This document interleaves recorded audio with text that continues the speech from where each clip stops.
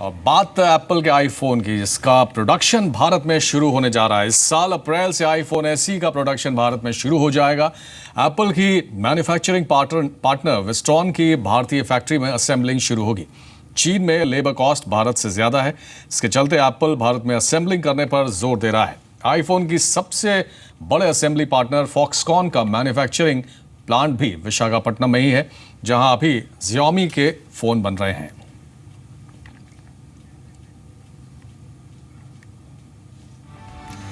तो अच्छी खबर है आईफोन चाहने वालों की। भारत में इसकी असेंबलिंग बहुत जल्द शुरू होने वाली है, अप्रैल से शुरू हो जाएगी और इसके बाद ये भी माना जा सकता है कि आईफोन इंडिया में काफ़ी सस्ते हो जाएंगे। विस्ट्रॉन जो कि मैन्युफैक्चरिंग पार्टनर है, उसकी भारतीय फैक्ट्री में इसकी असेंबलिंग शुरू होगी। हमारे साथ अभिषेक जुड़ रहे हैं, हमारे संवाददाता। अभिषेक, अच्छी खबर है आईफोन चाहने वालों के लिए, और अप्रैल से इसका आईफोन का जो प्रोडक्शन शुरू होगा तो ये भी हम मान सकते हैं कि इसकी कीमतें भी कम होंगी।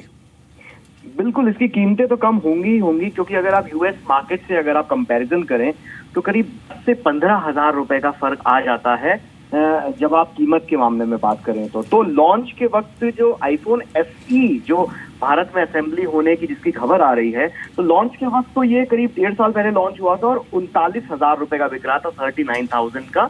और आज की तारीख में ये फोन भारत में कई ऑनलाइन वेबसाइट इसको करीब 29 से 30,000 रुपए की कीमत पर बेच रही हैं। तो ऐसे में अगर मैं अंदाजा लगाऊं तो भारत में असेंबली होगी तो ये करीब 20 से 25,000 रुपए की कीमत पे बिक सकता है, और इस कीमत पर ये चाइनीज स्मार्टफोन मार्केट को कड़ी टक्कर देगा। फिर चाहे वो आप Xiaomi के फोन की बात करें या OnePlus 3 की बात करें, तो इन तरीके के फोन्स को ये बहुत कड़ी टक्कर देगा। हो सकता है कागज पर आईफोन एसई जो है इन चाइनीज स्मार्टफोन से थोड़ा सा कमजोर दिखे, पर एक बात हमें समझनी होगी कि एप्पल के सभी जो प्रोडक्ट्स होते हैं वो एस्पिरेशनल वैल्यू के साथ आते हैं। बेशक आपके पास आईफोन हो ना हो, आप खरीदने की हिम्मत रखते हो या नहीं रखते हो, पर फिर भी आईफोन मेरी जेब में हो, मैं आईफोन इस्तेमाल करूं, ऐसा कई लोग सोचते हैं। तो वो एस्पिरेशनल वैल्यू गेम चेंजर साबित हो सकती है इस कीमत पर खास तौर पे। अभिषेक, एक बात और है, मेक इन इंडिया को आपको लगता है कि बहुत बूस्ट मिलेगा और इसके बाद कुछ और कंपनियां भी भारत का रुख करेंगी? बिल्कुल, मेक इन इंडिया को बहुत बड़ा बूस्ट मिलेगा, क्योंकि एप्पल अगर देखा जाए तो दुनिया की सबसे बड़ी टेक्नोलॉजी कंपनी मानी जाती है। और एप्पल जिस तरीके की अपनी स्ट्रैटेजी बनाता है, फिर चाहे वो फोन को लेकर हो या लैपटॉप्स को लेकर हो, तो वो बाकी सभी टेक्नोलॉजी कंपनीज उसको फॉलो करती हैं। तो ऐसे में अगर और दूसरी एक चीज ये भी होती है कि एप्पल के जितने भी गैजेट्स हैं वो स्टैंडर्ड वाइज काफी बेहतरीन माने जाते हैं, और एप्पल की एक पॉलिसी है मैन्युफैक्चरिंग के मामले में कि वो नो कॉम्प्रोमाइज के ऊपर काम करती है। उन्हें जैसी चीज चाहिए, उन्हें परफेक्ट एकदम एक तरीके से एकदम परफेक्ट इमेज उनको चाहिए होती है। तो ऐसे में अगर Apple successfully make in India में अपने स्मार्टफोन असेंबल करा के बेचती है यहाँ भारत में, तो दूसरी कंपनियां भी उसे फॉलो करेंगी, फिर चाहे वो सैमसंग, एलजी या बाकी और जितनी कंपनीज हैं। हालांकि इनके छोटे मोटे प्रोडक्ट्स बनने शुरू हो गए हैं पिछले 1.5 साल से। सैमसंग के स्मार्टफोन्स कुछ मेक इन इंडिया बन रहे हैं, Xiaomi की फैक्ट्री लगी हुई है विशाखापट्टनम में। लेकिन हाँ, ये एक बहुत बड़ा बूस्ट मिलेगा भारत को। आने वाले दिनों में और भी कई कंपनियां एप्पल के इसी राह पर चल निकलेंगी। जी, और आपको लगता है कि कंपटीशन भी और तेज होगा, खासकर अगर इंडियन कंपनीज की हम बात करें तो कुछ ऐतराज भी जताया गया था अभिषेक, टैक्स छूट को लेकर और कुछ दूसरी सुविधाओं को लेकर उन्होंने कुछ ऐतराज जताया था। आपको लगता है कि ये एक बड़ा कंसर्न है?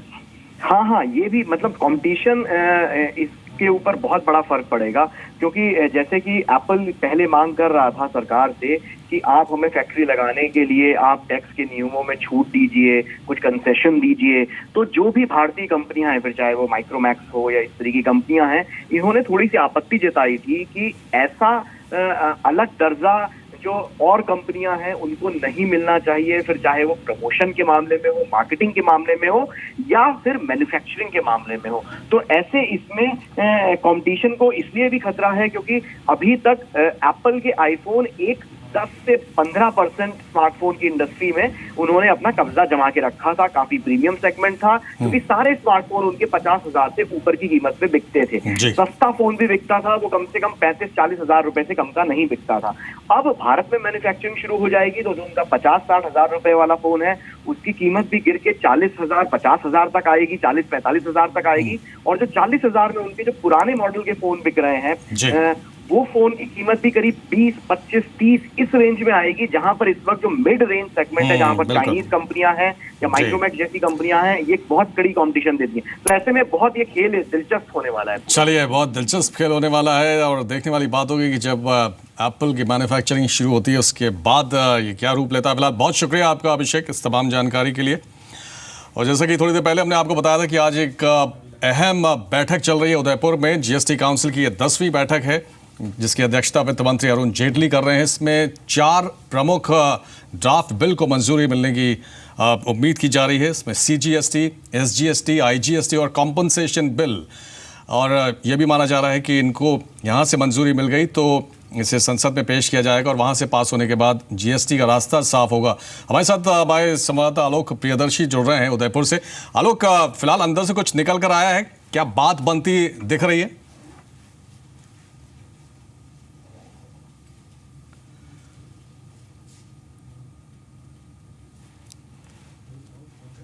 आलोक, आप सुन पा रहे हैं हमें?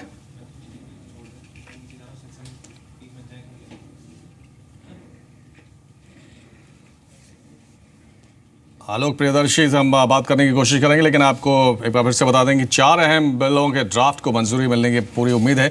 ये है वो बिल, CGST, SGST, IGST और कॉम्पनसेशन बिल। कॉम्पनसेशन राज्यों को मिलना है जब वो शिफ्ट करेंगे GST पर, तो क्या जो उनको नुकसान होगा उसकी भरपाई केंद्र करेगा, तो उसको लेकर भी का बिल बनना है और उसका ड्राफ्ट भी तैयार होना है। इसके बाद इन्हें संसद के बजट सत्र में रखा जाएगा। तो इसका दूसरा चरण अब शुरू होगा 9 मार्च से।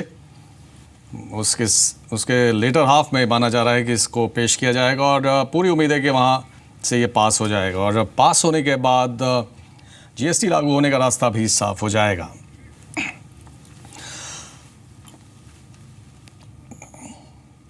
चलिए और रुक करते हैं आज की एक और बड़ी खबर की ओर। तमिलनाडु विधानसभा की कार्यवाही दोबारा शुरू हो गई है। इससे पहले विधानसभा में जबरदस्त हंगामा हुआ। DMK विधायकों ने कुर्सियां फेंकी, टेबल तोड़ी और माइक भी तोड़ दिए।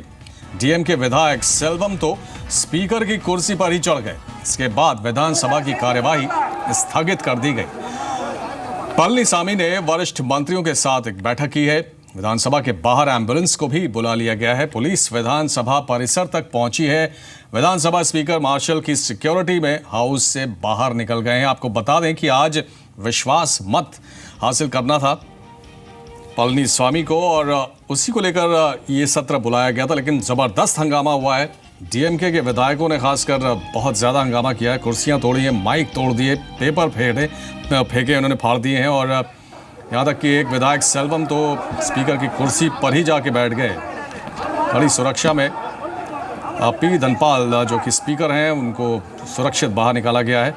दोबारा कार्यवाही शुरू हुई है, लेकिन अब देखने वाली बात ये होगी कि हंगामा थमता है और आज इस पर फैसला होता है, क्योंकि DMK ने गुप्त मतदान की मांग रखी थी और ऐसे ही कुछ पनीर सेल्वम ने भी मांग रखी थी कि गुप्त मतदान हो, यानी कि सीक्रेट बैलेट हो। इसको नामंजूर कर दिया था स्पीकर ने। उसके बाद ये हंगामा शुरू हुआ। स्टालिन जो कि DMK नेता हैं, उनका ये भी कहना था कि 15 दिन का समय जब दिया है गवर्नर ने, तो आपने इतनी जल्दी सत्र क्यों बुला लिया? आपके पास 15 दिन का वक्त था, इतनी हड़बड़ी में इतनी जल्दबाजी क्या थी? स्टालिन को आप देख रहे हैं तस्वीरों में, ठीक सामने हाथ में उन्होंने फ़ोन लिया हुआ है। तो स्टालिन ने ये मांग रखी कि इतनी जल्दी क्यों बुलाया गया और DMK कहीं ना कहीं पनीर सेल्वम का समर्थन करती यहाँ पर नज़र आ रही है। तो पनीर सेल्वम के पक्ष में खड़े नज़र आ रहे हैं DMK और कांग्रेस ने भी कहीं ना कहीं सीक्रेट बैलेट की मांग रखी थी, लेकिन स्पीकर ने उसे नामंजूर कर दिया। 8 विधायक हैं कांग्रेस के। कुल 118 विधायकों की ज़रूरत है पलनीस्वामी को बहुमत हासिल करने के लिए।